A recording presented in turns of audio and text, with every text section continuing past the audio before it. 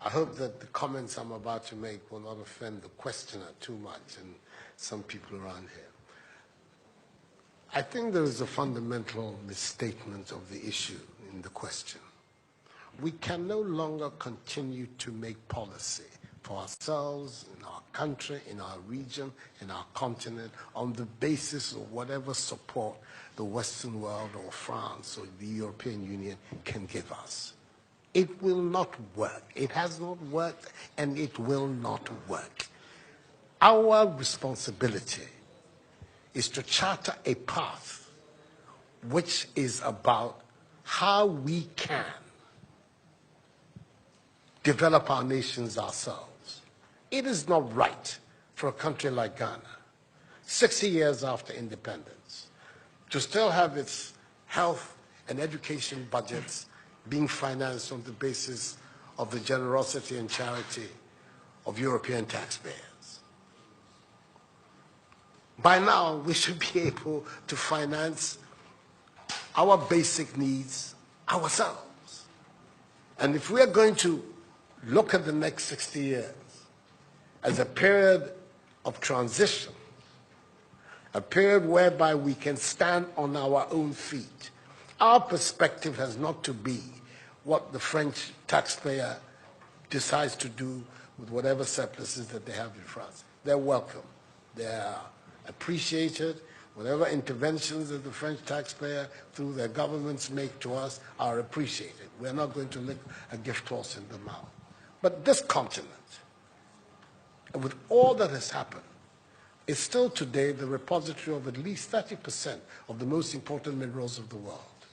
It's a continent of vast, arable and fertile lands. It has the youngest population of any of the continents in the world. So it has the energy and the dynamism. We have seen it.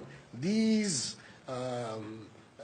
young men who are showing so much resilience and ingenuity in crossing the Sahara, finding ways to go across with rickety boats across the Mediterranean to really, those energies, we want to have those energies working inside our countries. And we're going to have those energies working in our countries if we begin to build systems that tell the young people of our country that their hopes, their opportunity are right here with us.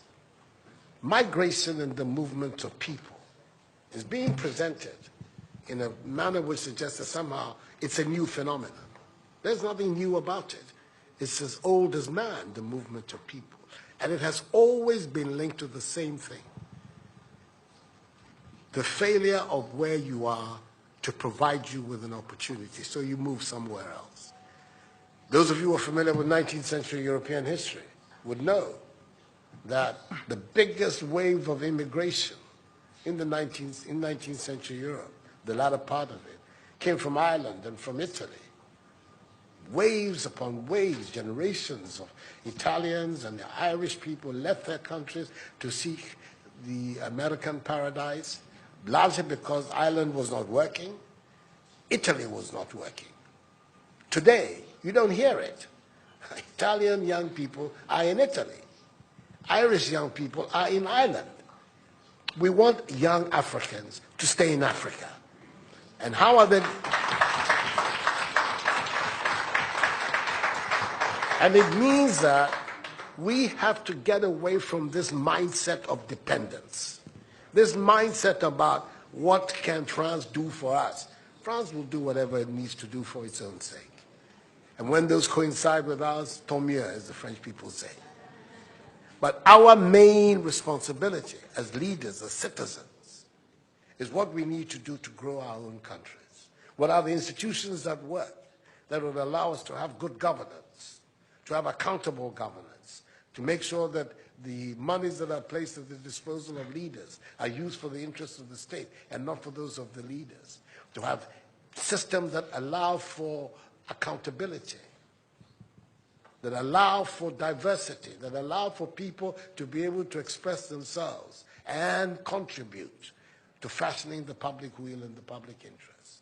Our concern should be with what do we need to do in this 21st century to move Africa away from being cap in hand and begging for aid, for charity, for handouts. The African continent, when you look at its resources, should be giving monies to other places. We have huge wealth on this continent, in our own country of Ghana. And we need to have a mindset that says, we can do it. Others have done it. We can also do it. And once we have that mindset, we will see it as a liberating factor for ourselves. We keep talking about how it was that Koreans, Malaysians, Singaporeans, who got their independence at the same time as us. We're told of that at the time of Ghanaian independence, per capita Ghanaian income was higher than that of Korea. Today, Korea is part of the first world. So is Malaysia. So is Singapore. What happened? Why did they make that transition? And 60 years after independence, we are where we are. Those are the matters that should concern all of us as Africans, as Ghanaians. And not, when I say so with the greatest of respect to the French president, I think that the cooperation of France is something that I am, as you know, a strong friend of France. I am Francophile, so I don't have any difficulty with that. But I'm talking about our own propulsion, what we need to do to get our countries to work so that we can create the conditions that would allow our young people to forego this hazardous effort to get to Europe. They're not going there because they want to. They're going there because they don't believe they have any opportunities in our countries. So that should be our focus. And I believe that with that if we change that mindset of dependence, that mindset which is contingent on aid and charity, we would see that in the decades ahead of us, the full flowering of the African peoples would take place. And that new African personality that was talked about at the time of our independence will become real and imminent in our times. That's what I'm saying. I hope that I'm not upsetting the questioner or even some of my friends who are here. But these are my strongly held beliefs. And that is the reason why I've adopted as the slogan of my presidency, of my period in the Supreme Office of Ghana, that we want to build a Ghana beyond aid. A Ghana which is independent, which is self-sufficient, that is capable of standing on its own feet and building its own life. We can do it if we have the correct mindset to do so. Mr. President, those are my contributions.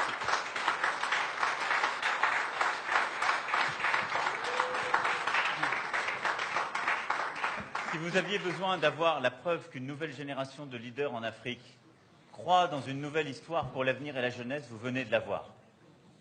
Pour ceux qui pensaient que ce n'était que les mots d'un président français parlant de l'Afrique.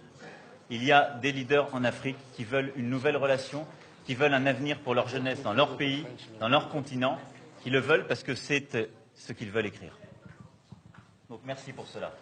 So, no, we'll be here forever. We'll be here forever. He has a lot of ideas, a lot of very positive things to say. And as you can see, I have my own things to contribute as well. So, let's bring it to an end. We're going